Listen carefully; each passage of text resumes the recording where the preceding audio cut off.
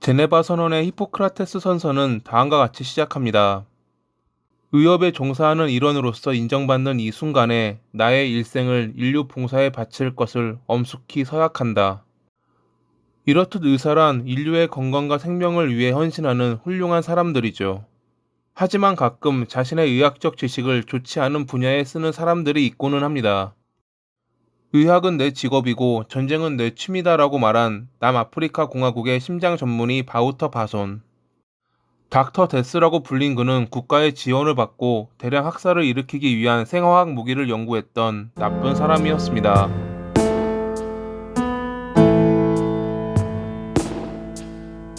1975년에 발효된 생물 독소 무기 협약은 제네바 의정서를 보완했습니다. 이는 모든 종류의 생물 무기의 생산과 사용을 금지하는 조약이었지만 화학 무기 협약과는 달리 검증과 감시가 힘들었습니다. 준수 여부를 감시하거나 실행할 주체가 없었기에 몇몇 국가들은 이를 무시하고 비밀 프로젝트를 진행하고는 했죠.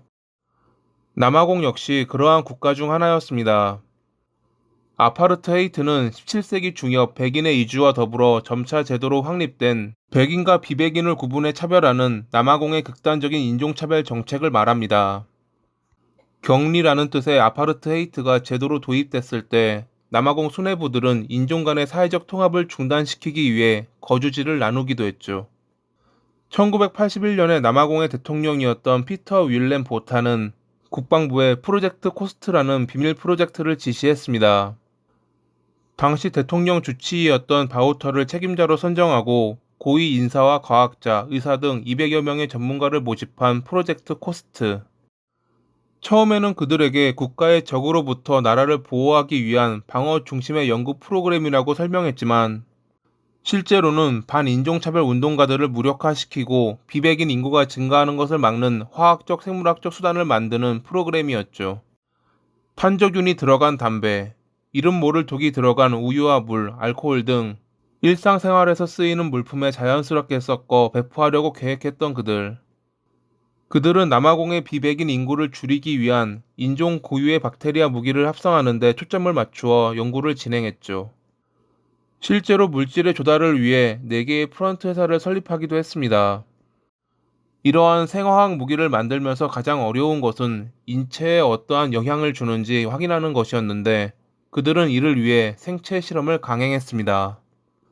책임자였던 바우터의 지시로 200명에 가까운 나미비아 전쟁 포로에게 생체 실험을 한 뒤 약물을 투여해 바다에 유기하기도 하는 등 그들은 전쟁 포로들을 실험 대상으로 사용했고 사망하면 외딴 지역에 유기하는 행위를 서슴지 않았죠. 뇌의 기능을 영구적으로 손상할 수 있는 독성 물질에 관한 연구 등 의사, 아니 인간으로선 해서는 안 될 연구를 했던 그들. 후에 프로젝트 코스트에 참여했던 어떤 이는 법정에서 다음과 같은 증언을 하기도 했습니다. 저는 그 프로젝트가 국가를 위한 방어적 작업이 아닌 모욕적인 작업이라는 것을 2주 만에 깨달았습니다. 우리가 바우터 박사로부터 받은 가장 빈번한 지시는 개인을 죽일 수 있는 무언가를 개발하는 것이었죠. 그것은 죽음을 자연사처럼 보이게 하는, 즉 일반적인 법의학 검사에서는 발견할 수 없는 물질을 만드는 것이었습니다. 이러한 증언들로 인해 프로젝트 코스트와 관련된 바우터의 범죄가 밝혀지기도 했지만 그는 끝까지 군중 통제 방법을 연구했을 뿐이라는 주장을 했다고 합니다. 군인이라 지시를 받았기에 실행했을 뿐 자신이 했던 모든 일이 틀리지 않았다고 주장했던 바우터. 1950년 7월 6일에 남아공의 케이프타운에서 태어난 그는 의사가 된 뒤 1975년에 입대해 소령으로 승진하며 대통령 주치의까지 했던 인물이었습니다. 1990년대 초 정권이 바뀌며 아파르트헤이트의 종식과 남아공의 대량 살상 무기 프로그램이 중단됐는데 바우터가 책임자로 있던 프로젝트 코스트 역시 마찬가지였습니다. 비밀 프로젝트였기에 당시에는 알려지지 않았지만 내부자들의 고발로 인해 바우터는 1999년에 군 복무를 정지당하는 것을 시작으로 죗값을 받아야 한다는 남아공 국민들의 목소리에 결국 그는 재판대에 서게 됩니다.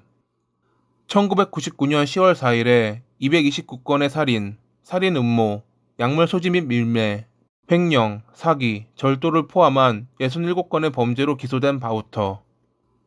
하지만 법정에서 그는 다음과 같이 말하며 자신에게 죄가 없다고 주장했죠.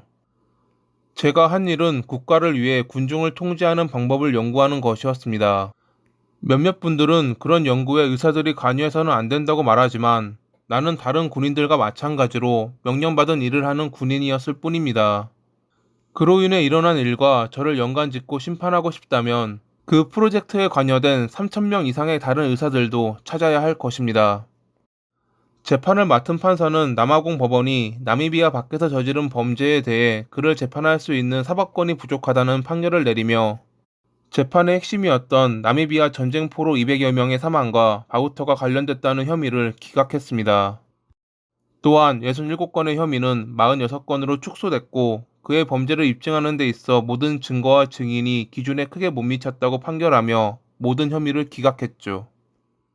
검찰은 판결에 항소했지만 2003년 남아공 대법원은 새로운 재판을 열지 않겠다고 발표했습니다.